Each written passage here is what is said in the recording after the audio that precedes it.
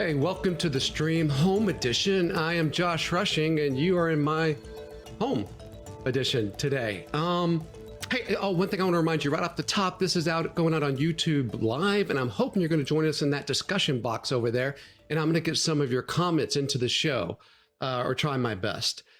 Listen, would you believe me if I told you I had an inside source with the Trump administration, and they're planning to arrest Hillary Clinton, Bill Gates, Tom Hanks, because they're all part of a cannibalistic pedophile ring? You know who does believe that? Michael Flynn, former national security advisor to the United States. Check out this video he put out around July 4th. I, Jack Flynn, do solemnly swear that I will support and defend the Constitution of the United States against all enemies, foreign and domestic. That I will bear true faith and allegiance to the same. That I take this obligation freely. Without any mental reservation. Or purpose of evasion. And that I will well and faithfully. Discharge the duties. Of the office on which I am about to enter. So help me God. Where we go one, we go all. That last part, where we go one, we go all, that is a specific reference to QAnon. But what is QAnon? This is Alice Kaplan from Media Matters. QAnon is a far-right conspiracy theory that originated on message board sites tied to white nationalists. 4chan, then 8chan, now relaunched as Akun. It's been warned about by the FBI. It has multiple ties to violence. It's been spreading in multiple social media platforms where they can organize in Facebook groups and hashtags on Twitter, like where we go on, where we go all, and in YouTube channels. And what's unique about it is that it's been endorsed by multiple congressional candidates this cycle in some aspect, more than 60 congressional candidates. And it's been invoked or supported in some aspect by multiple figures in the orbit of President Donald Trump. And Trump himself has retweeted or amplified multiple QAnon Twitter accounts. Okay, joining me today to talk about QAnon is a really exciting panel of guests. First, I'm going to have them kind of introduce themselves, but Kelly has a book coming out she's written about flat earthers and associated conspiracies. Kelly, can you tell us who you are and maybe just a touch about your book? Sure. I'm Kelly Weil. I'm a reporter at the Daily Beast, where I cover the far right. I cover weird internet culture and increasingly their overlap. My forthcoming book is about the flat earth movement, but also other conspiracy movements that inform it, and the history of conspiratorial thinking around the mid 1800s and onwards, when we saw flat earth emerge. It goes back that far? Flat Oh, earth? Yeah. It's, yeah. Okay, that's a whole different topic. But I had no idea that it went back that far. We'll have to talk about that. Okay, moving on. Jared? All day. All right, moving on to Jared. And I'm about probably more than halfway through Jared's book that he has coming out called American Rule. And I got to tell you, it is a fantastic look, kind of a Howard Zinn type look at American history from a different perspective than we normally get, the mythologized perspective. Jared, give us a touch about who you are, why you're here today. Sure. My name is Jared H. Sexton. I'm a political analyst and the author of the forthcoming book, American Rule: How Nation Conquered the World But Failed Its People. And it's a look at American mythology and how that has enabled America to become the major superpower, but also how it has drowned out democratic movements and personal freedoms. Wow, great. Thanks, Jared. And then if you do any research on conspiracy theory in the U.S., like those who are researching it, talking about experts in it, every article quotes one person, and that person is Joseph, who is down at the University of Miami. Please, Joseph, tell us who you are, but other than being the man on conspiracy right now. Hi, I'm Joe Uzinski. I'm an associate professor of political science here at the University of Miami, and I've been studying conspiracy theories for about a decade and am co-author of American Conspiracy Theories. Another book that I have on the shelf, American Conspiracy Theories, is excellent. All right, let's begin with Kelly. Kelly, so we've talked a bit about who QAnon is, but like, what do they believe? QAnon believers subscribe to a nexus of loosely defined beliefs, but I think their core is that virtually all of President Donald Trump's foes are involved in a ring of satanic pedophilia and cannibalism. They believe offshoots and different variations on it. They believe that the Mueller investigation was not actually an investigation of President Trump, but about Trump going after his pedophilic foes. They can believe certain things like John F. Kennedy Jr. is still alive and he's trying to bring down the pedophile rings.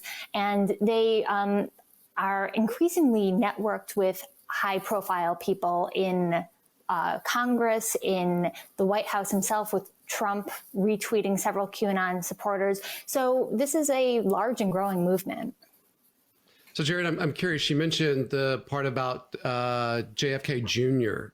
being actually alive and going to come back and bring down this ring. So he would be from the left, right? And I think most people associate, is it fair to say QAnon is a right-wing movement, or is it something else? It certainly is. There's an interesting sort of a horseshoe situation happening with that, where the mythology of QAnon actually holds that the JFK assassination in the 1960s was actually part of this big, giant conspiracy by what they call the cabal.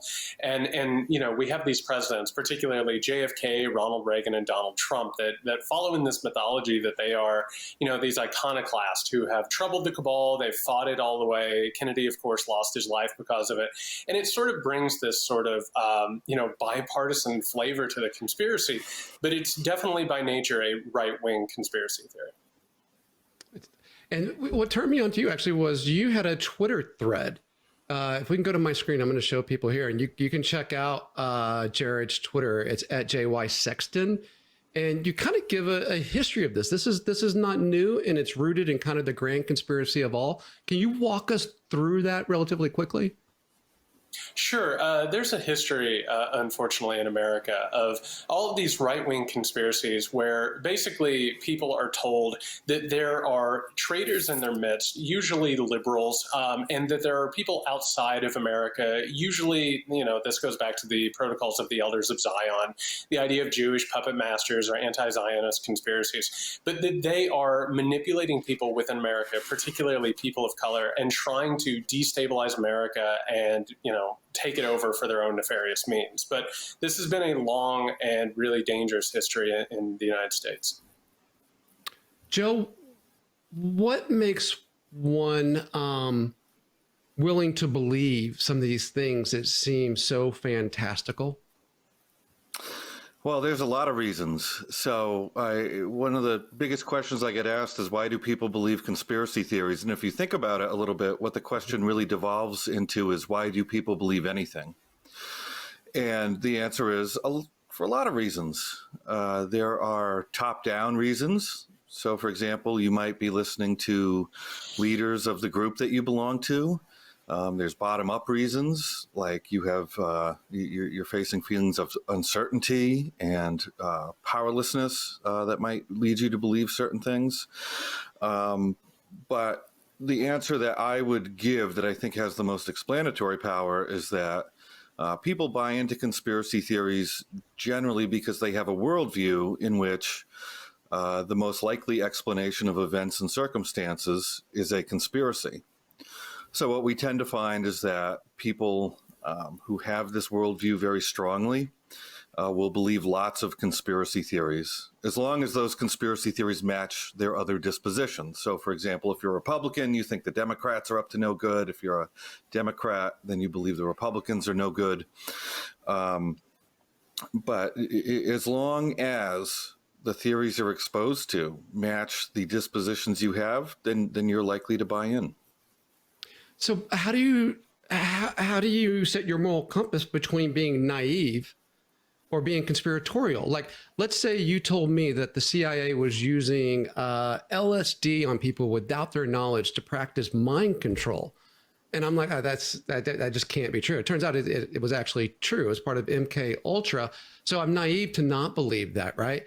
But if you tell me that Tom Hanks is part of a cannibalistic pedophile ring, that seems to be on the pill to me without really some serious evidence. How do you keep yourself between being naive and maybe over conspiratorial? Well, democratic societies require people to be vigilant. So we need to, as citizens, watch government, interest groups, whatever, and make sure they're not abusing whatever power they have and undermining our bedrock ground rules against force and fraud. So it's healthy to engage with conspiracy theories sometimes, but it can go overboard, as you point out. And just the same, we find that people who have very high levels of conspiracy thinking will believe almost any conspiracy theory that they come across, but people with very, very low levels of it will reject conspiracies that are true, like MK Ultra. So being at the extremes isn't very good. It's much better to be somewhere in the middle where you're willing to consider these ideas, but perhaps wait until there's better evidence. Jared, hey, is there some need to believe in conspiracy for societies to congeal and work?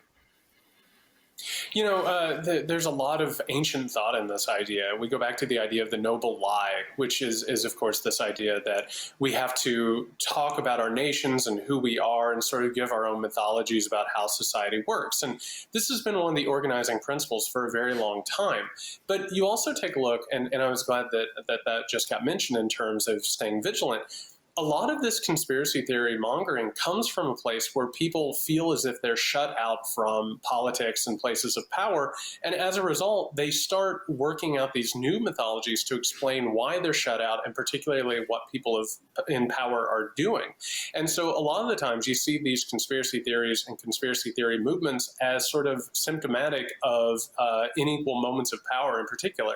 And you see people who feel, again, powerless, as if they need to come up with some sort of a story about why they are powerless and what the power are doing behind closed doors.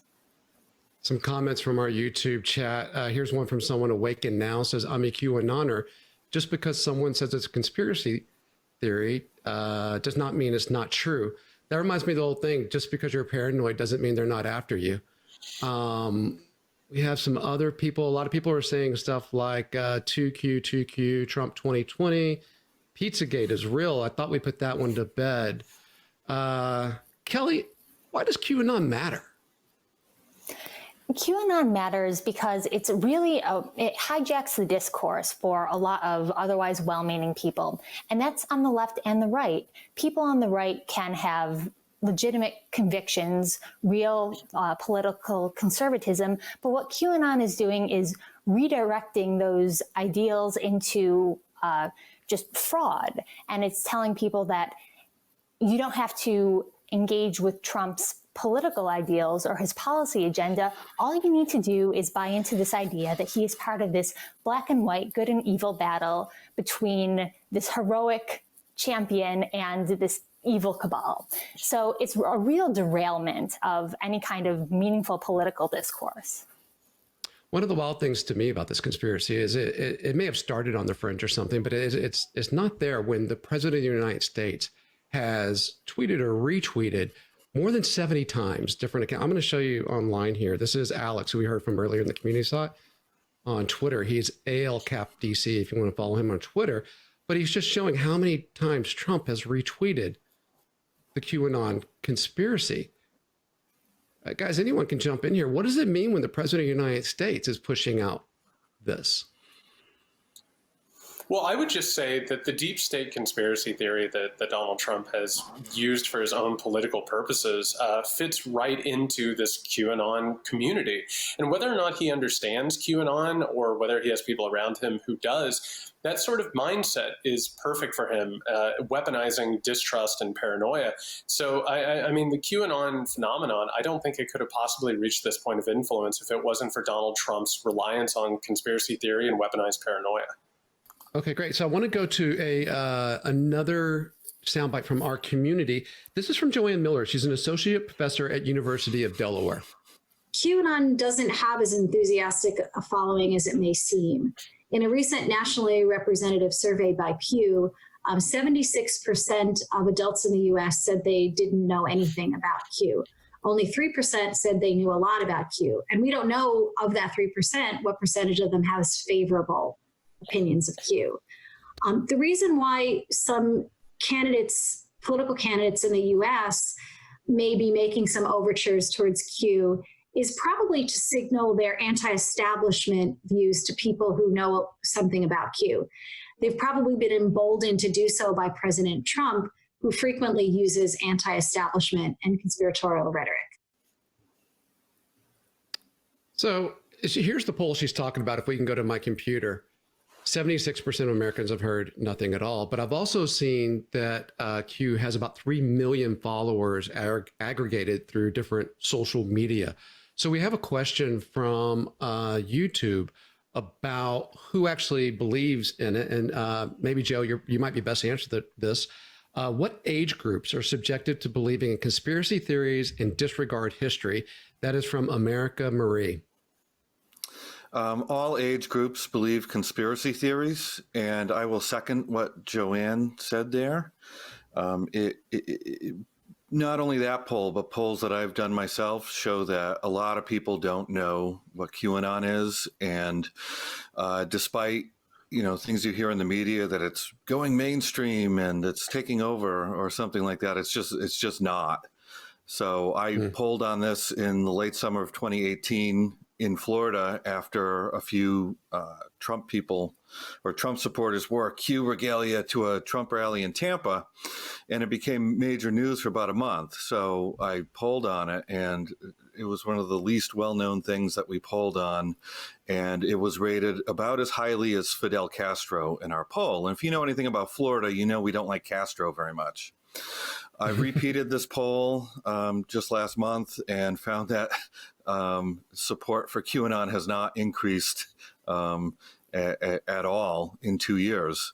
And we've also done this nationwide, and I've seen results of other polls too. And it's not a big thing out there. And I would say that its support is deeper than it is wide. And I would also say, if we're defining far right as the political dispositions of the people who support it, it's not far right in any sense at all. It's equal numbers of Republicans and Democrats, and Republicans and Democrats rate it equally poorly. So as much as we like to think of it as far right, the evidence for that, if we're talking about the followers, just isn't there. If you go back to that Pew poll, I don't have it on my computer here, this other part of it, but it was Democrats were more likely to have heard of it than Republicans. Actually, I believe in this poll, and I can maybe pull that up later in the show. Go ahead, jump in.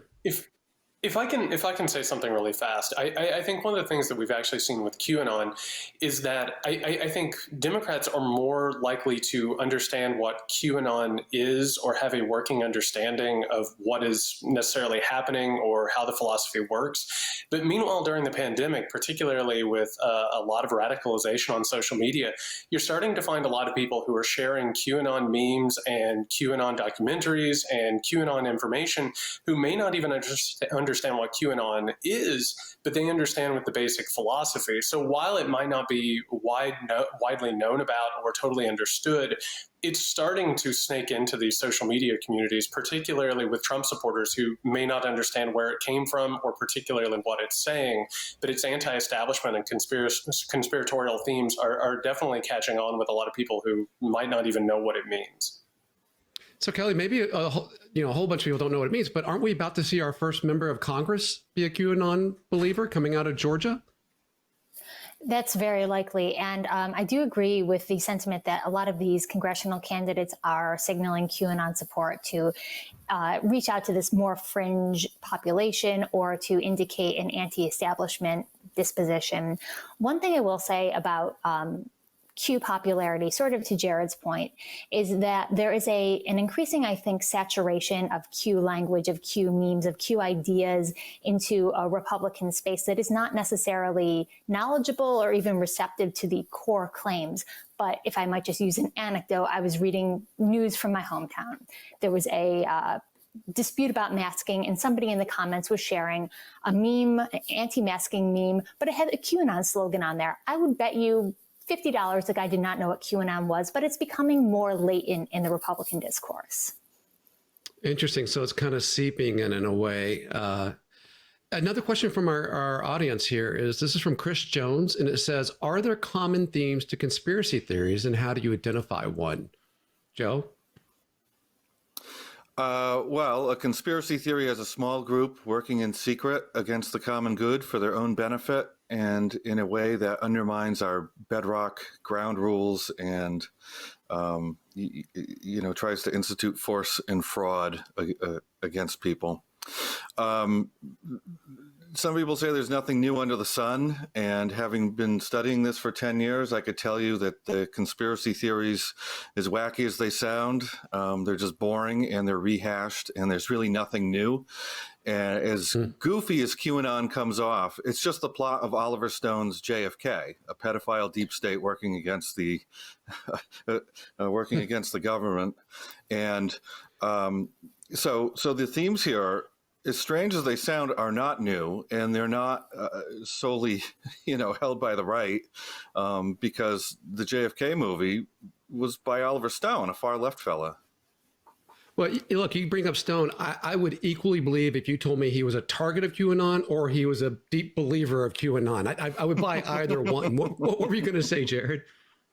Well, I was just going to say the new feature about QAnon that is particularly sparking its popularity and influence is it is the same old story as he was talking about, but it now has this interactive element to it that the online culture brings to it, which means that all these so-called digital soldiers are combing through all these clues and old pieces of media and, finding these revelations and sharing. So it's actually an interactive conspiracy theory that it's one of the reasons why this cult of QAnon is growing the way it is because people who feel powerless can now feel like they are somehow or another fighting the so-called deep state and cabal by finding these clues and then by providing their own revelations. So this is one of the reasons why it's becoming more popular and more powerful, is because it's the same old narratives, but it's actually bringing in sort of a crowdsourcing element to it. I'm going to bring in another reporting source here on it that I've enjoyed. Is the Atlantic has a special, can we go to my computer so we can show this? They have a special website and a lot of reporting done. It's called Shadowland. Here, I'm just going to kind of scroll through it, show you some of the graphics. They're interesting. But one of the things, one of these articles talks about, I forget which one it was, but that this is becoming kind of a new American religion. Can someone talk to me about that? Like, how does conspiracy theory become a religion? What's the religious aspects of it? And are there current religions to compare that to?